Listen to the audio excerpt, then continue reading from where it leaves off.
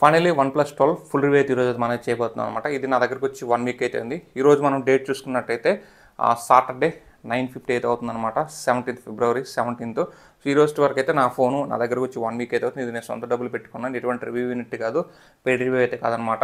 And ఇంకోటి ఏంటంటే, మీరు ఇట్లాంటి రివ్యూస్ కానీ ఎక్స్పెక్ట్ చేసే మీద నా దగ్గర నుంచి ఖచ్చితంగా మీరు నాకు 2 పనులు అయితే చేయాలి. ఒకటి, ఛానల్ని అయితే సబ్స్క్రైబ్ చేసుకుని సపోర్ట్ చేస్తూ షేర్ చేస్తూ ఉంటే కొంచెం నాకు పుషప్ అయితే వస్తుంది. అలాగే టెలిగ్రామ్ డీల్స్ అని లింక్ డిస్క్రిప్షన్లో ఉంది, దాంట్లో మీరు జాయిన్ అయినట్టయితే అక్కడ నుంచి నేను పెట్టే డీల్స్ ద్వారా నాకు కొంచెం అప్లైట్ ఇన్కమ్ జనరేట్ అవుతుంది. ఆ ఇన్కమ్తోనే ప్రస్తుతం అయితే నడుపుతున్నాం బండిని. సో అది కొంచెం ఇంప్రూవ్ అయితే ఇట్లాంటి మరికొన్ని డివైసెస్ కొన్ని నేను రివ్యూ చేయడానికి అయితే ఆస్కారం అయితే ఉంటుందన్నమాట. అర్థం చేసుకోండి. టెలిగ్రామ్ ఛానల్ కూడా మీ ఫ్రెండ్స్ అండ్ ఫ్యామిలీ మెంబర్స్ అయితే షేర్ చేయండి. మరి ఇంకేమాత్రం లేట్ చేయకుండా వీడియోలోకి వెళ్ళేసి దీని ప్రోస్ అండ్ కాన్స్ చక్కగా చూసేద్దాం. ఫస్ట్ మనం ప్రోస్ గురించి అయితే ప్రోస్ కాదు, నాకు నచ్చినవి మాట్లాడతాను. సో ప్రోస్ కాన్స్ అంటే మాత్రం సో అందరు చెప్పినట్టు చెప్పాల్సి వస్తుంది. నాకు నచ్చినవి నచ్చనివి అయితే మాట్లాడతాను అనమాట. నాకు నచ్చినవి దీంట్లో డిస్ప్లే, టాప్ క్వాలిటీ డిస్ప్లే, అది మాత్రం చెప్తాను. 60-65,000 బడ్జెట్లో మీకు 2K crore LTPO generation 4 panel అయితే రావడం జరిగింది. 1Hz to 120Hz refresh rate అయితే ఉంటుంది. సో మనకి డిస్ప్లే క్వాలిటీ అయితే మాత్రం టాప్ నాచ్ అని చెప్పొచ్చు. మీరు దీంట్లో హ్యాపీగా మూవీస్ కానీ, సో మీరు గేమ్స్ కానీ, వెబ్ సిరీస్ ఏదైనా సరే మీరు 100% సాటిస్ఫై అవుతారు. సో మంచి డిస్ప్లే ఇచ్చారు. అండ్ ఇది డిస్ప్లే మేట్ A+ సర్టిఫికేషన్ కూడా ఉందన్నమాట. అలాగే ఆ PWB ఆటో డిమ్మింగ్ కూడా ఉంది. సో అన్నీ ఉన్న డిస్ప్లే అని చెప్పొచ్చు.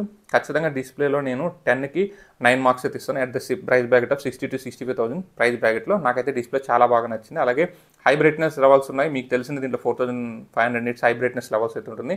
1600 పీక్ అయితే ఉంటుందన్నమాట. ఇది 4500 అనేది HDR కంటెంట్ చూసేటప్పుడు మాత్రం మీకైతే యాక్టివేట్ అయితే అవుతుంది. సో మంచి డిస్ప్లే, వైబ్రెంట్ డిస్ప్లే, మీకు అవుట్డోర్ ఇండోర్ ఎక్కడికి వెళ్ళినా సరే 40 డిగ్రీ ఎండలో కూడా హ్యాపీగా దీన్ని అయితే వాడుకోవచ్చు. సో కాబట్టి డిస్ప్లేకి అయితే నాకు చాలా బాగా నచ్చింది. ఇక రెండు వచ్చేసి దీని యొక్క బిల్డ్ క్వాలిటీ గురించి మాట్లాడుకోవాలి. బ్యాక్ సైడ్ వీళ్ళు తీసుకొచ్చిన ఈ ఎమరాల్డ్ డిజైన్ అయితే మాత్రం అంత స్లిప్పరీగా లేదు, అలాగే ఫింగర్ ప్రింట్స్ని అట్రాక్ట్ చేయట్లేదు. అండ్ హ్యాండీగా ఉంది. ఫోను 220 గ్రామ్స్ ఉన్నప్పుడు కూడా హ్యాండీగా ఉంది, ఎక్కువ బరువు అనిపించట్లేదు. పెద్ద హ్యాండ్స్ ఉన్న వాళ్ళకైతే ఈజీగా ఉంటుంది. అండ్ ఫింగర్ ప్రింట్ సెన్సార్ కూడా మనకి రీచబుల్ పొజిషన్లో పెట్టారు, కరెక్ట్గా పెట్టారంట. ఫోను 6.82 ఇంచెస్ డిస్ప్లే వస్తుంది. కొంచెం పొడుగు అయితే అయింది కాబట్టి ఈ పొడుగుకి తగ్గట్టు డిస్ప్లే ఫింగర్ ప్రింట్ సెన్సార్ కూడా పైకి పెట్టారు. సో కాబట్టి phone as per build quality ప్రకారం కూడా ఇది నాకు ఆ ప్రైస్ బ్రాకెట్లో మాత్రం చాలా, ఎందుకంటే స్లిప్పరీ ఫోన్స్ అయితే మాత్రం చేతిలో జారిపోతాయి.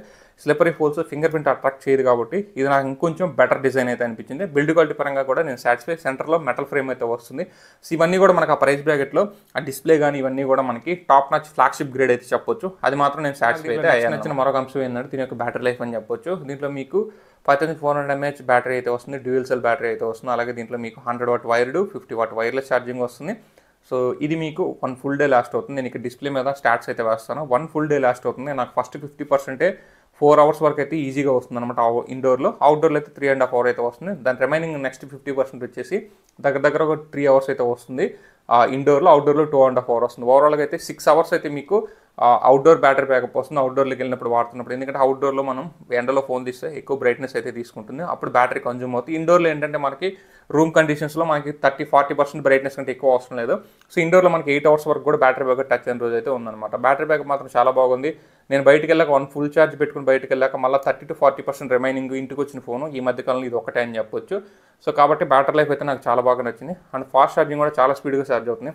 అలా మనం వెళ్ళేసి టిఫిన్ తినొచ్చే లోపల ఫుల్ ఛార్జ్ అయితే అయిపోతుంది అనమాట. సో ఇది కూడా దీంట్లో ఒక ప్రో అని చెప్పొచ్చు, ఫ్లాగ్షిప్ ఫీచర్ అని చెప్పొచ్చు. అలాగే ₹1,00,000 లోపల ఇంత ఫాస్ట్ ఛార్జింగ్ ఫోన్ సపోర్ట్ చేసే wire and wireless charging support చేసే ఫోన్ కూడా ఇది ఒక్కటే అనమాట. ఇంత బ్యాటరీ బ్యాకప్ ఇచ్చే ఫోన్ కూడా ఇది ఒక్కటే అనమాట. సో కాబట్టి ఇది కూడా నాకు దీంట్లో ప్రో అయితే అనిపించింది. ఒకవేళ బ్యాటరీ బ్యాకప్ మీ ప్రయారిటీ అంటే మాత్రం ఇది ఖచ్చితంగా మీకు సాటిస్ఫై చేసే ఫోన్ అని చెప్పొచ్చు. ఇక అనదర్ దీంట్లో ప్రో వచ్చేసి నాకు నచ్చింది వచ్చేసి దీంట్లో వచ్చి డ్యూయల్ స్పీకర్స్ అని చెప్పొచ్చు. దీంట్లో డ్యూయల్ స్టీరియో స్పీకర్స్ వస్తాయి. అలాగే డాల్బీ అట్మాస్ సపోర్ట్ ఉంటుంది. సౌండ్ మాత్రం చాలా బాగుంది.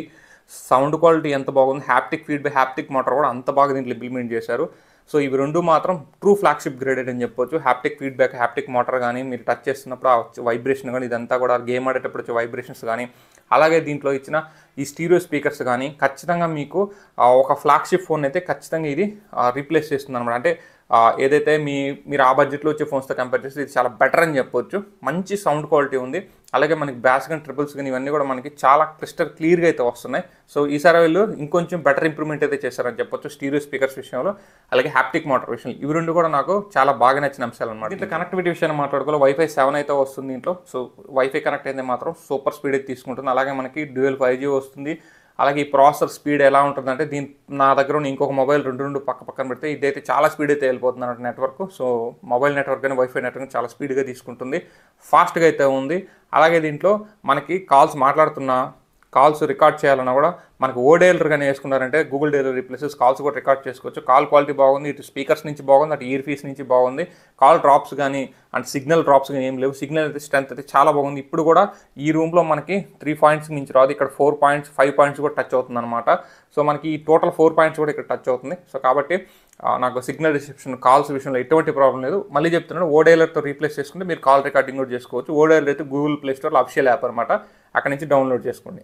దీంట్లో ఆక్వా టచ్ అని ఒక ఫీచర్ ఇచ్చారు. ఆక్వా టచ్ అయితే డే టు డే లైఫ్లో బాగా యూజ్ అవుతుంది. ఎందుకంటే కొంతమందికి చేతులు అయితే బాగా తడైపోతుంటాయి, తడైనా కూడా మనకి ఈజీగా చూసుకోవచ్చు. ఈజీగా అయితే ఫింగర్ ప్రింట్ సెన్సార్ రీచ్ అవుతుంది, అలాగే టచ్ కూడా పనిచేస్తుంది అనమాట. అది నాకు బాగా నచ్చింది. దీని గురించి మనం ఫస్ట్ వీడియోలో పెట్టున్నాం, అక్కడికి వెళ్ళి చూడండి. ఆక్వా టచ్ అనేది ఒక ప్లస్ అని చెప్పవచ్చు. అలాగే దీంట్లో 2160 PWB ఆటో డిమ్మింగ్ ఇచ్చారు, అది కూడా మన కంటికి స్ట్రెయిన్ కాకుండా చాలా బాగా అయితే ఉందన్నమాట. ఆ ఫీచర్ కూడా నాకు నచ్చింది. అండ్ దీంట్లో ఇచ్చిన మిగతా ఎక్స్ట్రా ఫీచర్స్ చూసుకుంటే దీని యూఐ వచ్చేసి one of the top notch అని చెప్పొచ్చు. యూఐ వచ్చేసి 100% దీనికి ప్లస్ అనమాట. ఆక్సిజన్ వైస్ 14 మనకి Android 14తో వస్తుంది. సో చాలా బాగుంది అండ్ మనకి సూపర్ అని చెప్పొచ్చు. ఎందుకంటే అసలు వాడుతుంటే ఎంతసేపు అన్నా కూడా అలుపు రాదనమాట. ఫోన్ అలసిపోదు, మనం అలసిపోము, చాలా బాగుంటుంది. కొన్ని యూఐస్ కొద్దిసేపు వాడంగానే మనకు చిరాకు వస్తుంది, బట్ ఇది అలా లేదు, చాలా బటరీ స్మూత్గా ఉంది, ఎక్సలెంట్గా ఉంటుంది. దీనికి యూఐకి మాత్రం నాకు చాలా ఫిదా అయ్యాను. సో మంచిగా ఉంది యూఐ. దీంట్లో ఇచ్చిన ఎక్స్ట్రా ఫీచర్స్ కానీ అన్నీ కూడా మనకి డే టు డే టైంలో యూజ్ అవుతాయి. లైక్ హ్యాండ్ గెస్చర్స్ కావచ్చు, లేకపోతే మనకి rise to lift on call కావచ్చు, ఇయర్ పీస్ దగ్గర పెట్టుకుంటే కాల్ లిఫ్ట్ అవ్వడం కావచ్చు. ఈ ఫీచర్స్ కూడా దీంట్లో అదనపు ఆకర్షణ అని చెప్పొచ్చు. అలాగే డ్యూయల్ క్లోన్ యాప్స్ ఇవన్నీ కూడా మనకి డే టు డే టైంలో ఈ యూఐలో మనకి ప్రతి ఫ్యూచర్ ఉంటుందన్నమాట. ఈ ప్రతి ఫ్యూచర్ ఉండడం వల్ల ఏంటంటే మనకి కొంచెం లైఫ్ అయితే సింపుల్ అయితే అవుతుంది. అలాగే ఎక్స్ట్రాగా మనకి టాప్లో ఎయిర్ బ్లాస్టర్ అయితే వస్తుంది. ఒకవేళ ఎయిర్ బ్లాస్టర్ మీరు కానీ యూస్ చేసే ఈ ఎయిర్ బ్లాస్టర్ కూడా మనకైతే ఈ ఎయిర్ రిమోట్ కింద వాడుకోవడానికి చాలా యూజ్ అయితే అవుతుంది. సో ఫ్లాగ్షిప్ ఫోన్స్లో ఇది మిస్ చేయకుండా ఇవ్వడం అనేది ఇంకొంచెం బెటర్ అని చెప్పొచ్చు. ఎందుకంటే మన తరచు రిమోట్స్ అయితే ఇంట్లో రిపేర్స్ వస్తూ పోతూ ఉంటాయి. సో ఇది కూడా మనకి చాలా బాగా అయితే యూజ్ అవుతుంది అనమాట. ఇక దీంట్లో నియర్ బై షేర్ కావచ్చు, డాల్బీ అట్మాస్ కావచ్చు, NFC కావచ్చు, అలాగే USB 3.2 Gen 1 కావచ్చు. సో ఇవన్నీ కూడా ప్రోస్ అని చెప్పొచ్చు. ఈ USB 3.2 Gen 1 అయితే ఫస్ట్ టైం ఇంప్లిమెంట్ చేశారు వీళ్ళు ఈ మధ్య వచ్చిన ఫోన్స్లో. మీరు డైరెక్ట్ ఎల్గాటోకి కానీ సిస్టమ్ కానీ కనెక్ట్ చేసుకోవచ్చు. సో ఖచ్చితంగా థమ్స్అప్ అని చెప్పొచ్చు. 60,000 ప్రైస్ బ్రాకెట్లో మనకి సామ్సంగ్ అలాగే యాపిల్ కూడా సపోర్ట్ లేదు, USB 2.0తో వస్తుంది. సో USB అలాగే దీంట్లో అయితే ఇది ఒక పెద్ద USB అని చెప్పొచ్చు. మనకి సామ్సంగ్ ఇది మాత్రం సపోర్ట్ చేస్తుంది. సో మీరు ఎల్గాటో వాడుకోవాలన్నా, డెస్క్ కనెక్ట్ చేసుకోవాలన్నా సరే ఇది చాలా బాగా అయితే వర్క్ అవుతుంది అనమాట. ఇది కూడా రీడ్ అండ్ రైట్ స్పీడ్స్ కూడా మనకి దీంట్లో చాలా ఫాస్ట్గా అయితే ఉంటాయి. కాబట్టి ఇది చాలా ప్రో అని చెప్పొచ్చు. నాకు బాగా నచ్చింది. ఖచ్చితంగా మనం వాటిని డే టు డే లైఫ్లో యూస్ చేస్తాం కాబట్టి ఇది కూడా నాకు ప్లస్ అయితే అయింది అనమాట. ఇక నెక్స్ట్ మెయిన్ అందరూ ఎదురు చూసేది కెమెరా గురించి. సో కెమెరా అయితే మాత్రం 50-50 బయాస్డ్ ఉంటుంది. సో అటు 50+ ఉంది, ఇటు 50- ఉందన్నమాట. సో నాకు నచ్చింది వచ్చేసి మెయిన్ సెన్సారు, అలాగే పెరిస్కోపిక్ సెన్సార్ అయితే బాగా నచ్చాయి. మెయిన్ సెన్సార్ LYT-808 సెన్సార్ 1.6 అపరేచర్తో రావడం జరిగింది. ఇది మనకి మంచి సెన్సార్, సూపర్ ఫొటోస్ తీసుకోవచ్చు, క్రిస్ప్ అండ్ క్లియర్గా ఉంటాయి, క్లోజ్ టు న్యాచురల్ ఉంటుంది. అలాగే మనకి పెరిస్కోపిక్ సెన్సార్ చెప్పాల్సిన అవసరం 3x జూమ్ అయితే వస్తుంది, మంచి పోర్ట్రేట్స్ తీసుకోవచ్చు, మంచి పెరిస్కోపిక్ సెన్సార్ అయితే ఇచ్చారు, ఓమ్ని విజన్ సెన్సార్, అది కూడా చాలా బాగా నచ్చింది. సో ఈ రెండింటి నుంచి ఫొటోస్ వీడియోస్ కానీ అయితే మాత్రం మీరు ఖచ్చితంగా సాటిస్ఫై అయితే అవుతారు. సో ఫ్లాగ్షిప్ గ్రేడెడ్లో ఉందన్నమాట. సో ఈ రెండింటి నుంచి వచ్చిన ఫొటోస్ వీడియోస్. అలాగే దీంట్లో ఈ ప్రోస్ పక్కన పెడితే ఇక దీంట్లో కెమెరాలో కాన్ వచ్చేసి అల్ట్రావైడ్ సెన్సార్ అయితే not up to the mark అని చెప్తాను. సో వాళ్ళైతే ఖచ్చితంగా ఆ మార్క్ని అయితే రీచ్ కాలేకపోయారు. ఫ్లాగ్షిప్ గ్రేడెడ్ ఇది సోనీ సెన్సార్ వాడినప్పుడు కూడా. బట్ నాకు ఎందుకో ఫొటోస్ కానీ వీడియోస్ కానీ మెయిన్ సెన్సార్ పెరిస్కోపిక్ సెన్సార్తో మ్యాచ్ అవ్వట్లేదు. అది కొంచెం డౌన్ సైడ్ ఉంది, యావరేజ్ సెన్సార్ కింద అయితే మిగిలిపోయింది అనమాట. అలాగే ఫ్రంట్ సెన్సార్ వచ్చేసి ప్రీవియస్ OnePlus ఫోన్స్తో కంపేర్ చేసి 11R కంపేర్ చేసి అప్గ్రేడెడ్ సెన్సార్ 32 MP. దీంతో 4K 30 FPS వీడియో కూడా ఉంది. కాకపోతే 4K 60 FPS వీడియో ఎందుకు తీసుకురాలేదు, లేదా 1080p 60 FPS video, 720p 60 FPS video, 60 frames అయితే కట్ చేసి పడేశారు. ఓన్లీ 30 FPS మాత్రం సపోర్ట్ చేస్తుంది. అలాగే ఈ కేటగిరీలో ఈ OnePlusలో అయితే మాత్రం టాప్ నాచ్ సెన్సార్. అదే మనం సామ్సంగ్ ఐఫోన్కి వెళ్ళామంటే ఆ బడ్జెట్లో వచ్చే ఫోన్స్ ఇదైతే కొంచెం వాళ్ళతో పోటీ అయితే చేయలేదన్నమాట. ఎందుకంటే దీంట్లో జైరో ఏ స్టెబిలైజేషన్ ఉన్నప్పటికి కూడా కొంచెం HDR కంట్రోల్స్ అంత బాగలేదు. అలాగే మనం అప్పుడప్పుడు బ్యాక్ సైడ్ అయితే ఓవర్ ఎక్స్పోజ్ అయితే అయిపోతుంది, అది కొంచెం దీంట్లో కానని చెప్పొచ్చు. అలాగే పిక్చర్స్ కూడా ఒక్కొక్కసారి బాగా వస్తున్నాయి, ఒక్కొక్కసారి కొంచెం అంటే మనకి ఎలా చెప్పండి క్లియర్ అయితే వస్తుంది అనమాట. కాబట్టి ఈ సెన్సార్ కూడా మనకి అబవ్ యావరేజ్ సెన్సార్ కింద మిగిలిపోయింది. సో ఫ్లాగ్షిప్ గ్రేడ్ సెన్సార్ అయితే టచ్ కాలేకపోయింది అన్నమాట. ఈ రెండు సెన్సార్స్ దీంట్లో కానమాట. సో ప్రీవియస్గా నేను దీని యొక్క కెమెరా శాంపిల్స్ అయితే ఫస్ట్ వీడియోలో యాడ్ చేసాను, అక్కడికి వెళ్ళి చూడండి. అలాగే ఈ వీడియో కూడా టైం ఉంటే లాస్ట్లో కొన్ని కెమెరా శాంపిల్స్ యాడ్ చేస్తాను, అక్కడి నుంచి అయితే మీరు అబ్జర్వ్ అయితే చేయొచ్చు అనమాట. ఇక నెక్స్ట్ నాకు అనదర్ కాన్ అనిపించింది ఈ డిస్ప్లేలో ఈ కెమెరా బంపు. సో ఇది యూనిక్ డిజైన్, దీన్ని అయితే మనం తప్పట్లేదు. కాకపోతే ఈ కెమెరా బంపు చాలా మందికి నచ్చట్లేదు, ఇది చాలా పెద్దగా ఉందని చెప్తున్నారు, కింద పడ్డప్పుడు ఏమైనా పగిలిపోతుందేమో అని భయపడుతున్నారు. సో కేస్ వేస్తే ప్రొటెక్షన్ ఉన్నప్పటికి కూడా మనకి కేస్ ఎంతవరకు అంటే జస్ట్ కెమెరా రింగ్కి మాత్రం ప్రొటెక్షన్ ఉంది, బట్ కెమెరాకి అయితే ప్రొటెక్షన్ లేదు. సో ఇంత పెద్ద కెమెరా బంప్ ఉన్న ఫోన్ కొంచెం హై మెయింటెనెన్స్ కింద అయితే కన్సిడర్ చేయొచ్చు అనమాట. అది కూడా మనకి కర్వ్ డిస్ప్లే కూడా, ఫ్లాట్ డిస్ప్లే నేను ఇవ్వాలని కోరుకోను, బట్ కర్వ్ డిస్ప్లే కూడా కొంతమందికి అయితే మెయింటెనెన్స్ కింద తీసుకొని ఇది కూడా ఒక్క ఆన్ కింద అయితే చెప్పుకుంటున్నారు. బట్ కర్వ్ డిస్ప్లే చాలా బాగుంది, సో మనకి మంచి ఫీల్ అయితే ఉంది. ఈ కెమెరా పంప్ అయితే ఒక కాన్ కింద అయితే మిగిలిపోయింది అనమాట. కానీ నా వరకు అయితే ఇది యూనిక్ డిజైన్ కాబట్టి నేను పెద్ద కాన్ కింద అయితే కన్సిడర్ చేయను.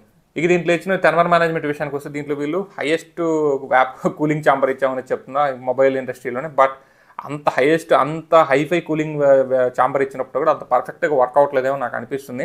ఫోన్ అయితే వార్మ్ అవుతుంది, బట్ స్టేబుల్గా అయితే ఉంది, ఎక్కడా కూడా మనకు ఫోన్ అయితే డ్రాప్ అవ్వట్లేదు, పర్ఫార్మెన్స్ స్టేబుల్గా ఉంది. బట్ ఫోన్ అయితే వార్మ్ అవుతుంది. మనకి వీడియో ఎడిటింగ్ కావచ్చు, పబ్జీ ఆడుతున్నప్పుడు కావచ్చు, కెమెరా ఆడుతున్నప్పుడు కావచ్చు, ఫోన్ అయితే ఈ ప్లేస్లో లిటిల్ బిట్ వార్మ్ అయితే అవుతుంది ఈ ప్లేస్లో. బట్ ఆ వార్మ్ అనేది పర్ఫార్మెన్స్ మీద ఎక్కడ మనకైతే ప్రాబ్లం చూపించట్లేదు. బట్ ఆ కూలింగ్, ఆ హీట్ అవ్వకుండా కానీ వీళ్ళకి ఇంకా మేనేజ్ చేస్తుంటే బాగుండని అయితే నాకు అనిపించింది అనమాట.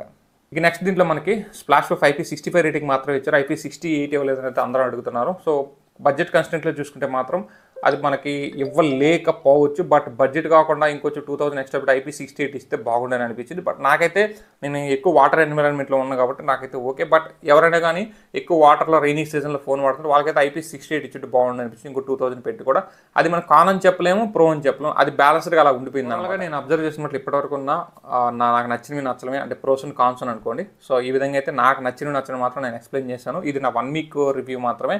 ఇన్ కేస్ లాంగ్ టర్మ్లో ఏదైనా ప్రాబ్లమ్స్ వస్తే, ఏదైనా కెమెరా ఇంప్రూవ్ చేసినా కానీ, ఇంకేదన్నా కొత్త ఆప్షన్స్ యాడ్ చేసినా కానీ నేను ఖచ్చితంగా మీకైతే అప్డేట్ అయితే చేస్తాను. ఖచ్చితంగా ఛానల్ అయితే సబ్స్క్రైబ్ చేసుకొని wait for long term video అనమాట. ఇంకెవరైనా కొనాలనుకుంటే మాత్రం ఇప్పుడు ఈ బడ్జెట్లో ఈ ఫోన్ ఒక మాటలో చెప్పాలంటే, సో OnePlus 11 ఉంటే 12కి అప్గ్రేడ్ అవ్వద్దు. లేదు ఫస్ట్ టైం మీరు OnePlus ఫోన్ కొంటున్నారంటే one of the best mobile, best package అని చెప్పొచ్చు, ఫుల్ మీల్స్ లాంటి ఫోన్ అని చెప్పొచ్చు.